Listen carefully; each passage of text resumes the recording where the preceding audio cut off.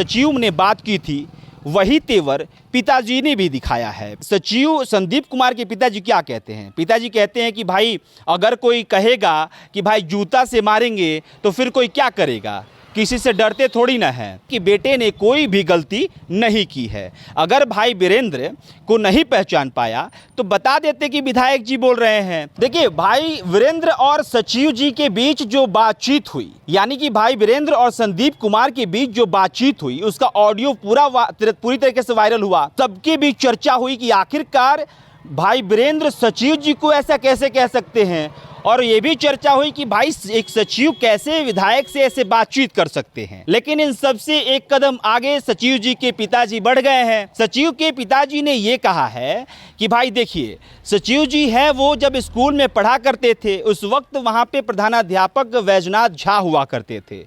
वैजनाथ झा कहा करते थे सर कटा सकते हैं लेकिन सर झुका सकते नहीं, और इसी बात को लेकर, इसी पंक्ति को लेकर लगातार संदीप कुमार फॉलो करते थे। भाई कैसे झुक सकते हैं, कौन सा संदीप कुमार गलत कर दिए हैं, ऐसा संदीप कुमार के पिताजी का कहना है। संदीप कुमार कौन?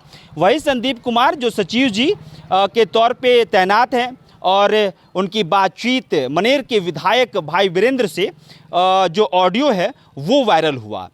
इसके बाद सचिव संदीप कुमार के पिताजी क्या कहते हैं? पिताजी कहते हैं कि भाई अगर कोई कहेगा कि भाई जूता से मारेंगे तो फिर कोई क्या करेगा, किसी से डरते थोड़ी ना है।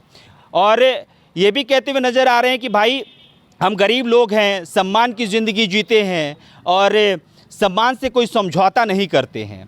इन सब बातों से ये साफ जाहिर होता है कि जिस तेवर में संदीप कुमार यानी कि सचिव ने बात की थी वही तेवर पिताजी ने भी दिखाया है। पिताजी ने संदीप कुमार का पूरा समर्थन किया है और साफ तौर पे कहा है कि बेटे ने कोई भी गलती नहीं की है। अगर भाई वीरेंद्र को नहीं पहचान पाया तो बता देते कि विधायक जी बोल रहे हैं।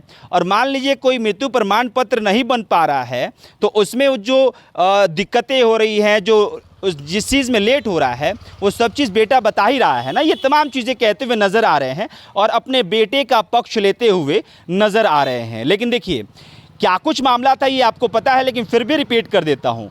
भाई वीरेंद्र के पास एक महिला पहुँचती है, महिला कहती है कि मेरे पोते का मृत्यु प्रमाण पत्र है जो कि नहीं बन पा रहा है। उसको लेकर भाई वीरेंद्र कॉल करते हैं, किसके पास? तो सचिव के पास। सचिव प्रखंड कार्यालय में मौजूद रहते हैं और वहीं से वो भाई वीरेंद्र से बातचीत करते हैं। और भाई वीरेंद्र फिर कहते हुए नज़र आते हैं कि पहचानते नहीं हो, और वो तमाम जो बातचीत होती है वो ऑडियो में मौजूद है। लेकिन जिक्र किस बात का कि भाई जूता से मारेंगे, तो जूता से मारने वाले बयान पर पिताजी भी कह रहे हैं कि भाई कोई जूता से मारेगा तो भाई कोई थोड़ी ना बर्दाश्त कर लेगा। ये तमाम चीज़ें हैं।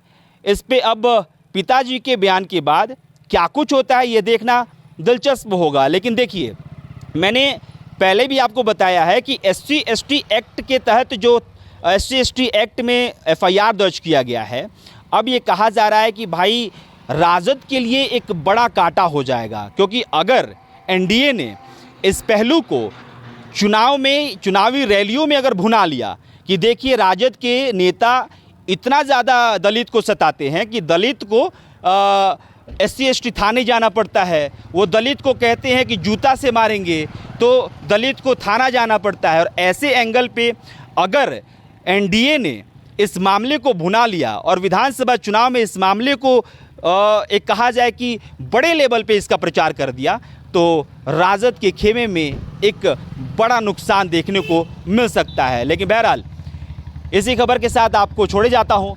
देशवा न्यूज़ देखते रहिए आप।